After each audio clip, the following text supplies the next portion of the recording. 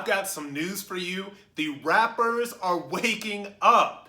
Over the span of just the past week and a half, we have three of the biggest rappers around that have come around to Trump in some way, shape, or form. First of all, Ice Cube. Now, you've seen Ice Cube, of course, legendary rapper, NWA, like all that other stuff. You've seen him being dragged all across the internet because now people are realizing that he actually worked with the Trump administration on their platinum plan to help Black America. Now, the story behind this is that Ice Cube went to both Biden and Trump's campaigns with his own plan for Black America. But you know what Biden said? They said, you know, we'll get to you after the election, Ice Cube. We're not worried about you.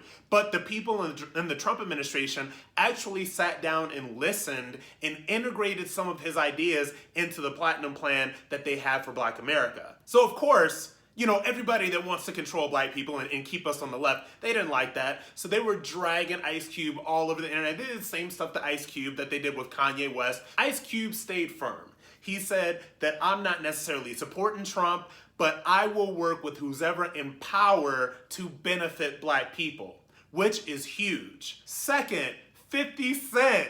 Gotta look at the tax rate that we would all be suffering under a Biden presidency. And 50 Cent said, I don't want to be 20 Cent, y'all, I'm voting for Trump.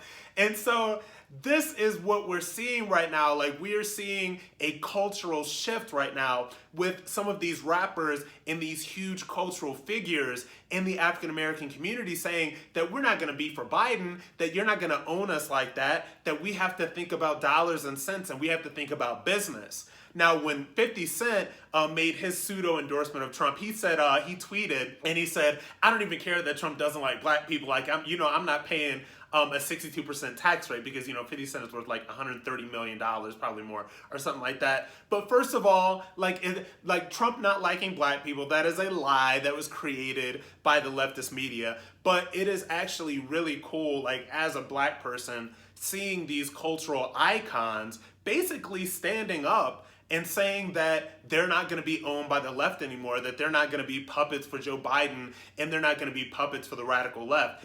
This is a really huge shift. And when you look at the way that the Trump administration has aggressively sought to do outreach towards young African-American men, particularly African-American millennials, it makes perfect sense because there's a lot of polls and a lot of information that is going on right now that are saying that young Black men are probably about 18% likely to vote for Trump. And that is huge. I mean, that kind of stuff is a game changer. And yes, it's not all about rappers and athletes and entertainers, but when you have major cultural figures that happen to be Black men that are saying, we're going to work with this administration and this administration may be better for us, then that is a major shift, that is a major moment, and that is something to be celebrated.